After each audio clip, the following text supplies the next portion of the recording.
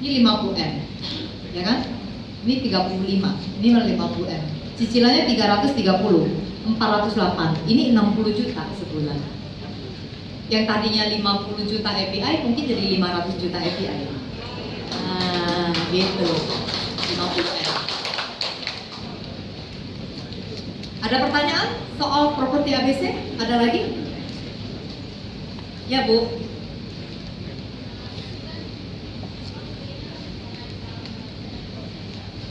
UP-nya naik terus tiap tahun pakai booster proteksi.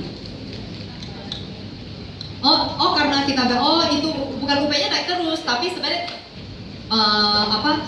ya uang yang akan keluar, uang pertanggungan plus nilai tunai. Ya, misalkan kalau ini sudah 10 tahun atau 20 tahun nabung nih, habis itu cuti premi kan tidak ada pembayaran premi, itu UP-nya stagnan di situ atau tetap ada tambahan lagi nanti? Dari hasil investasi yang bayaran 10 tahun aja. Kalau ini kan saya bikin 20 tahun ya. Jadi setelah 20 tahun kan dia nggak bayar, ya kan? Nah tapi setelah 20 tahun sebenarnya masih naik nggak? Masih tuh, coba kita lihat ya. 20 tahun kemudian di tahun 21 masih naik tuh. 21 kan udah nggak ada pembayaran sebenarnya, tapi tetap naik tuh. Karena dari hasil pengembangannya. Nah, kita lihat ya, ini 6,5 menjadi 6,539, ya kan? Nah, 6,5 ini sebenarnya UP-nya 5, 1,5-nya itu selisihnya ini 1,518 itu adalah nilai tunai sebenarnya, ya kan? Nah, nilai tunainya itu kan berkembang, walaupun kita nggak nabung lagi, nilai tunai 1,5 miliar itu kan bertumbuh juga dengan management plus. Jadi makanya dia tahun depan menjadi 1,539 nilai tunainya. Nilai tunainya jadi 1,539, gitu ya. Jadi ini naik terus juga sih. Gitu. Itu komposisinya berapa, Bu? Apa? Komposisinya? Komposisinya, coba dilihat di atas. Boleh coba dilihat di atas. Paling atas.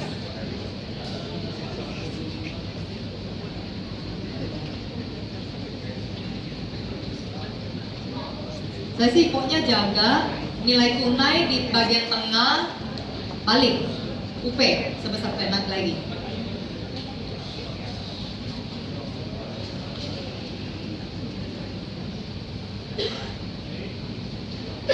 Nah ini UP-nya balik kan di usia 85 10M ini. Terus nah ini segitu. Gak gede sih sekarang tuh pakai 20 tahun tuh bagus banget sih. Saver dikit aja udah bagus. Ya Pak, boleh. Silakan Pak, tanya.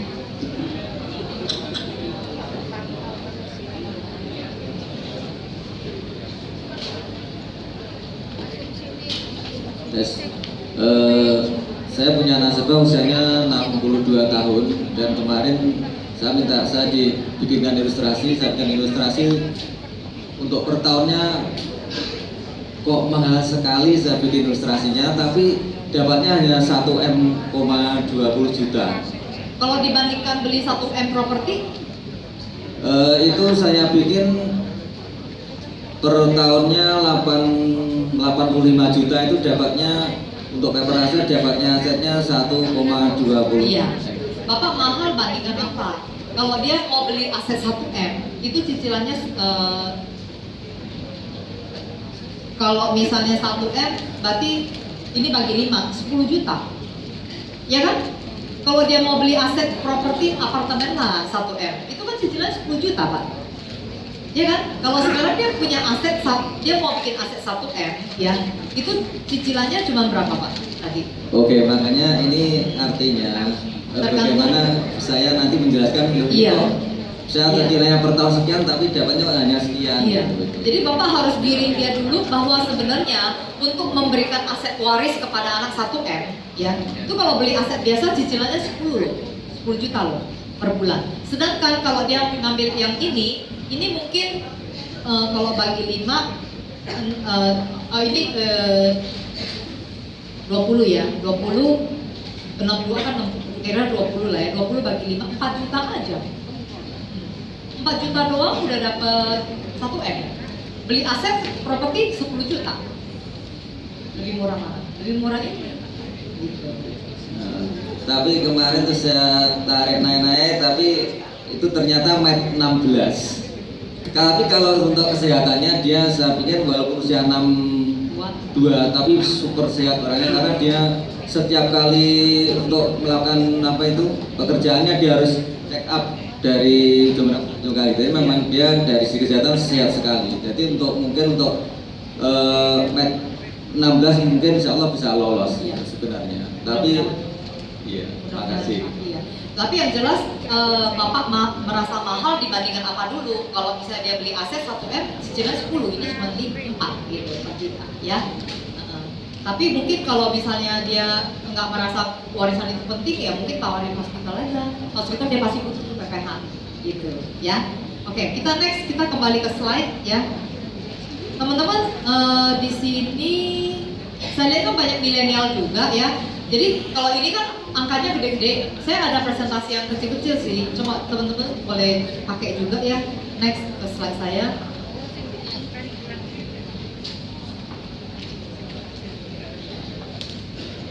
Next. Nyangkut. Ya. Nah, teman-teman pernah dengar nggak yang 500.000 amankan 5 juta? Ini presentasi buat yang parents yang usia 35 ya. Ini mungkin buat orang yang bawa closing massal banyak boleh gitu ya. Tapi ini cukup powerful. Saya presentasi 2 kali doang sih, 2 kali tapi 2 kalinya closing gitu ya. Next coba.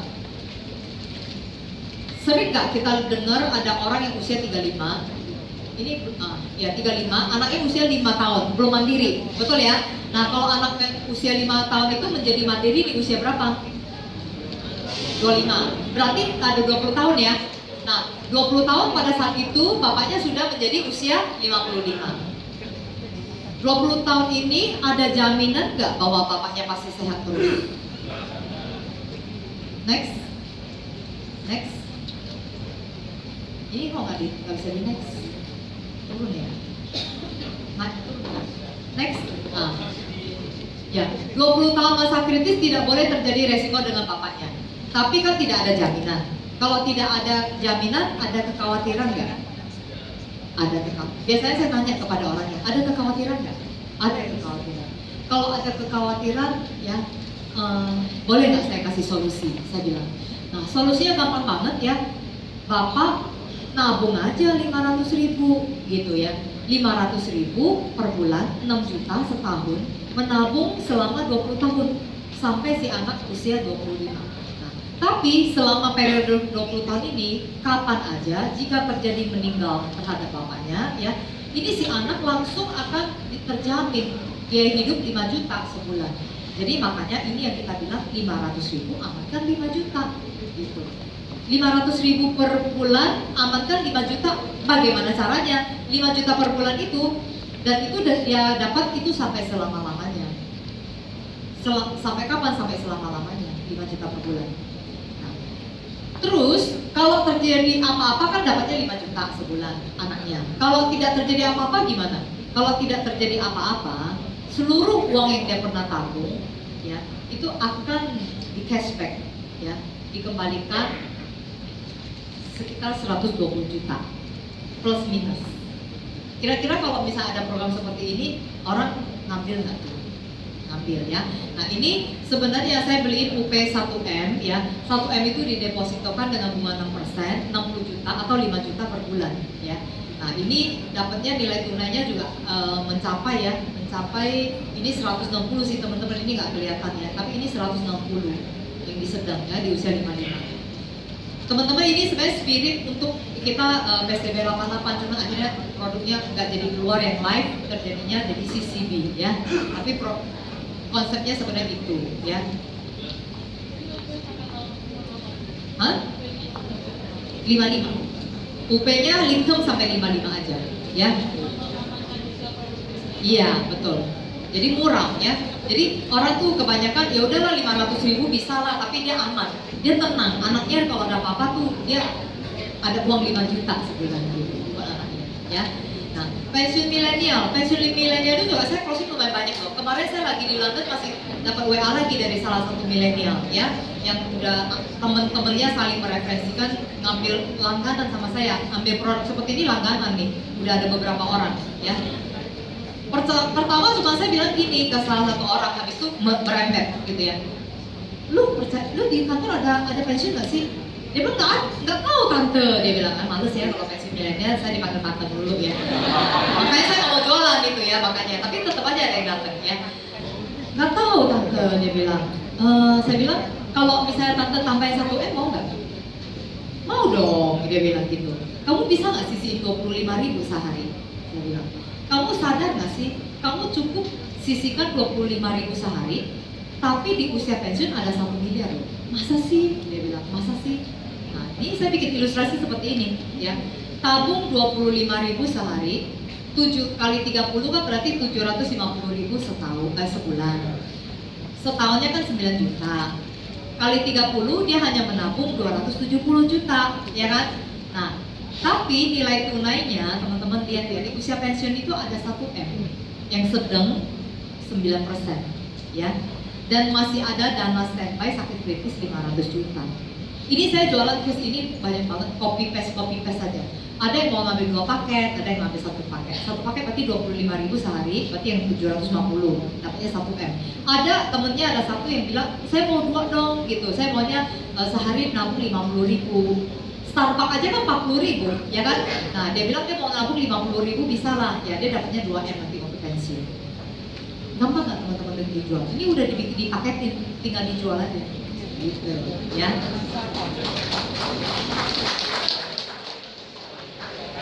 Gampang.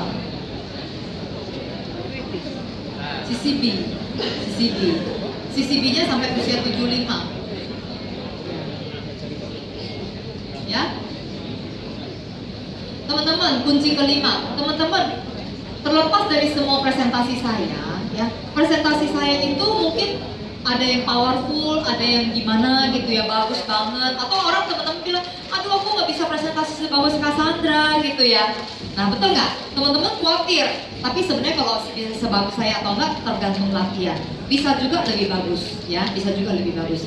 Tapi kalau nggak usah khawatir banyak teman-teman. Atau bisa aduh dari tadi aku nggak bisa hafal-hafal gitu banyak banget gitu ya. Teman-teman nggak usah khawatir, ya. Tetap sebenarnya kunci yang paling utama adalah teman-teman bikin klien Anda suka sama Anda, ya. Nah itu juga kunci yang sangat penting. Make prospect comfortable. Nah prospek itu comfortable sama kita harus punya nilai-nilai tersendiri dari diri kita sendiri. Apakah teman-teman termasuk orang yang dinilai adalah helpful, suka nolong, atau Anda adalah orang yang trusted, dipercaya, bisa dipercaya, atau orang yang fun, ya, ada orang yang care, orang yang knowledgeable, yang disukai, pokoknya faktor apapun lah yang bisa bikin orang suka sama Anda gitu, ya. Terus apakah Anda termasuk orang yang highly sensitive person, ya, maksudnya peka, jangan terlalu gablek gitu ya, orang udah gak suka masih terus gitu ya, atau be professional. Apa aja, teman-teman harus menemukan nilai-nilai yang teman-teman yang menjadi poin-poinnya teman-teman. Contoh ya, saya merasa dari sekian banyak ini rata-rata orang tuh suka. Saya nggak bisa jadi orang yang fun. Saya bukan tipe yang fun, yang main, yang hura-hura, yang gitu ya, yang bisa kalau saya hadir semua orang ketawa gitu. Itu saya bukan saya. Nggak apa-apa juga teman-teman, pilih aja salah satu. Saya termasuk orang yang trusted. Ya, saya menekankan di sana. Saya pupuk terus ya trust yang ada klien terhadap saya, ya. Nah, kalau suami saya dia orangnya knowledgeable, ya. Dia tuh tipenya knowledgeable, apapun tahu, ya. Ngomong ini tahu, ngomong itu kayak Wikipedia, ya, kayak Google gitu ya. Nah itu dia apa aja tahu. Nah itu kalau klien juga suka ya, ngomong apa aja bisa nyambung. Ngomong sastra, politik, jalan-jalan, sport, apa segala macam. IT semua tahu, accounting juga bisa ternyata ya. Nah, terus ada juga orang tipe yang care. Care itu suka ngasih-ngasih barang, perhatian-perhatian kecil ya. Nah, itu juga disukai oleh orang. Ya teman-teman, be yourself. Pokoknya Anda harus memiliki salah satu dari ini. Kalau klien itu ngambil, kadang-kadang saya menemukan beberapa case ya, tanpa presentasi orang yang ngambil. Mau contoh? Contoh ya. Contoh gini, kita ada satu itu ya, ada satu klien tetangga ya, tetangga suami istri, saya deketin istrinya, nggak mempan. Tiap kali saya deketin, istrinya bilang, aduh asuransi masih ngomong sama suami saya, gitu ya, nggak mau itu. Nah, terus kita bilang, wah ini berarti decision makernya suaminya kan. Nah, kalau nggak mungkin saya deketin suaminya gitu. Nah, ya udah satu kali si Edi ya udah ngajak dia ini aja, gue baru pulang dari Budapest nih, ada bawa wine, yuk ke rumah gua minum wine gitu ya. Nah, waktu minum wine berapa hari gitu ya, ngobrol-ngobrol dia udah nyaman gitu ya. Terus habis itu si Edi cuma ngomong gini, lu punya asuransi nggak sih? Enggak punya lo. Ih, lu harus ambil lo. Oh gitu ya. Ya udah berapa? 2 juta ya. Istri saya 2 juta, suami 2 juta. Udah, kamu bikin aja. Aduh, saya tuh presentasi setengah mati, dia cuma ngomong begitu aja gitu ya. Nah, kayak gitu. Kayak orang udah nyaman, udah ada trust, dia pasti langsung mau ambil gitu ya. Ada satu lagi, saya ingat banget. Satu lagi ya, yang nggak usah pakai presentasi ya, nggak usah pakai presentasi. Jadi ini yang itu yang ngerjain parket di rumah kita. Dari bikin rumah pertama tahun 2004 ya, bikin rumah pertama ya 2004 itu pakai dia ya. Tapi itu orang tahu kita agen asuransi, tiap kali datang proyek langsung sebet-sebet kabur gitu ya. Karena kita dulu masih gahar gitu ya. Jadi tiap kali ketemu tuh langsung pengen presentasi gitu ya. Nah, terus udah habis bikin rumah kedua ya, padahal yang lain kita closingin loh, tukang besinya closingin, arsitek closingin, kontraktor closingin, tukang pagar, kusen, segala macam closing semua, kecuali si tukang parket ya. Nah, waktu bikin rumah kedua tahun 2012 semua ganti ya, kecuali tukang paket yang lama karena belum closing gitu ya. Karena tukang paketnya juga bagus sih memang. Jadi parket tetap dia, terus full deck semua dia gitu ya. Nah, waktu 2012 kita juga nggak terlalu gahar lagi, ketemu dia tuh nggak ngomongin asuransi ya. Kita harus bikin dia nyaman. Jadi waktu itu diajak keliling proyek sama suami saya memang orangnya lebih santai ya. Diajak keliling proyek, dia lihat proyeknya dia senang banget ya. Ini proyek gua gitu, dia tunjukin. Nah, habis itu nggak lama, karena lama kan keliling-keliling, dia nggak ada bahan pembicaraan lagi, dia nanya ke Edi, gimana asuransi bisnis? Oke gitu. Lu udah punya belum sih gitu? Belum gitu, dia bilang. Hah? Belum punya asuransi? Waduh lah, yang warisan lah 10M, haruslah bikin lah 10M ya, dia bilang. Ya dia boleh deh 10M. Kayak gitu aja. Karena orang udah nyaman ya, dia udah ada trust, ya udah langsung bikin aja gitu. Jadi teman-teman hubungan ya teman-teman ya. Jadi nggak usah terlalu khawatir juga dengan presentasi, tapi teman-teman yang penting punya hubungan baik dengan siapapun. Orang kalau udah demen sama kalian, dia akan closing sama kita. Ya. Oke, ya. Nah, persistence nih, ini janji saya nih, orangnya persistent. Persistent itu, saya mau tunjukin kepada teman-teman ya. Persistent itu apa? I will persist until I succeed. Nggak ada kata menyerahnya, tidak ada menyerahnya. Terus saja, mau sampai kapan? Ayo gue ladenin, kayak gitu. Ya, tapi jangan sampai orang sebel ya, jangan ya. Nah, ini saya copy satu chat, saya kasih lihat teman-teman bisa baca sendiri. Jadi teman-teman pasti bisa mengerti seberapa persistence ya saya gitu ya. Nah, ini September 2015 ya, itu saya bilang ada keluar ESCC ya. Nah, klien saya WA-in, jadi saya udah presentasi sih, udah ketemu, terus habis itu follow up-nya ya. Follow up-nya, hai, jadi nambah ESCC nggak? Gue bisa negoin, nggak usah medical check up loh kalau cuma nambah 500 juta. Padahal memang 500 juta nggak medical check up sih gitu ya. Gue pikir-pikir dulu ya Cia, nah ini panggilan saya ya Cia gitu ya. Nah, dia pikir-pikir, nah saya nggak langsung desek dia juga. Oktober, lama juga ya, sebulan lebih ya. Apa kabar? Udah dipikirkan. Cia, print out untuk penawaran ESCC-nya nggak nemu nih, boleh di email nggak? Biasa, kelamaan, ya hilang ya.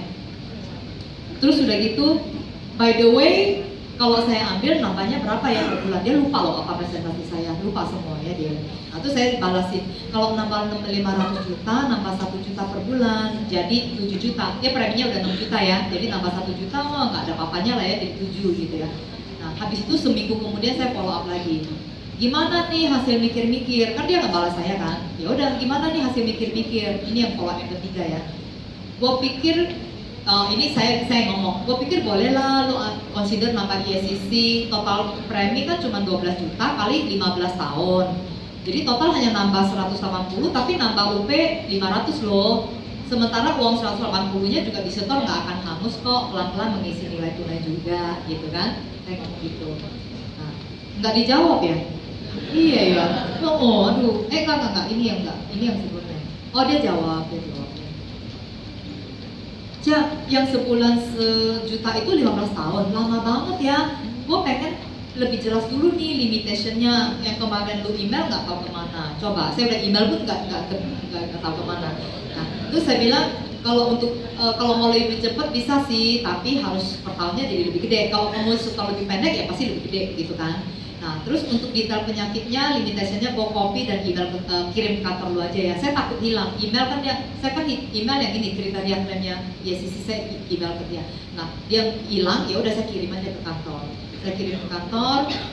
Itu yang saya copy dari polis. Saya bilang itu paling lengkap dan sifatnya kontrak. Biasa auditor ini. Auditor jadi mesti yang lengkap gitu ya. Oke deh, nanti kalau sempet gue baca-baca. Sempet nggak dia?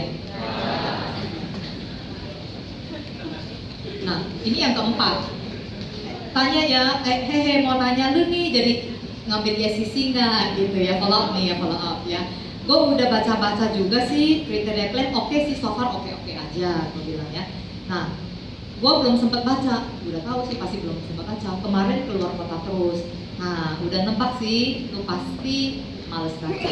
Dia balas ketawa aja, habis itu pause gitu, nggak ada kabar berita lagi ya. Udah November nih, nah Desember ya, Desember tak menyerah. Jadi nambah YCC nggak, pertanyaannya sama loh ya. Kalau nambah 500 nambah premi 1 juta jadi 7 juta. Wah, udah lupa udahan, gue belum sempet lagi. Waduh, urusan asuransi percayakan ke gue aja deh, sayang pikiran tuh buat pikiran yang lain aja gitu. Dia ketawa, hahaha, iya gitu. Tapi what next? Nggak ada gitu. Follow up lagi nggak? Follow up gitu, follow up ya. Ngomong lagi. Jadi gimana teh? Jadi lanjut diproses 1 juta per bulan aja kok, traktir keluarga makan juga udah habis gitu ya. Lumayan kan buat amankan 500 juta untuk satu kritis. Nanti minggu ini gue kasih tahu ya, ini udah Desember gitu ya. Kabarin nggak? Kagak lah ya, nggak mungkin kabarin. Januari, pertanyaannya sama, jadi nambah YCC nggak gitu. Ya sudah, siapa nambahnya 1 juta saja kan gitu. Ya, ngambil dia. Ya nambah 1 juta per bulan. Besok lo ada waktu nggak lunch bareng, gue beresin formnya. Teman-teman, saya masih perlu janjian 4 kali sampai akhirnya dia tanda tangan 19 Februari.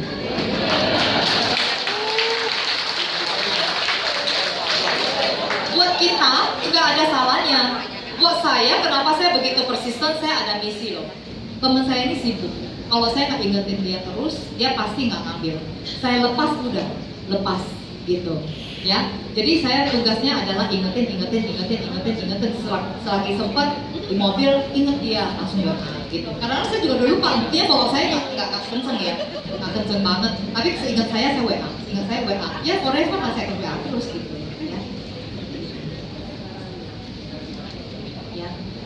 Hoki, kalau tadi saya udah cerita, jadi saya skip. Tadi yang hoki itu yang tadi ya, sama aja ya. Thank you untuk semuanya. Semoga sukses.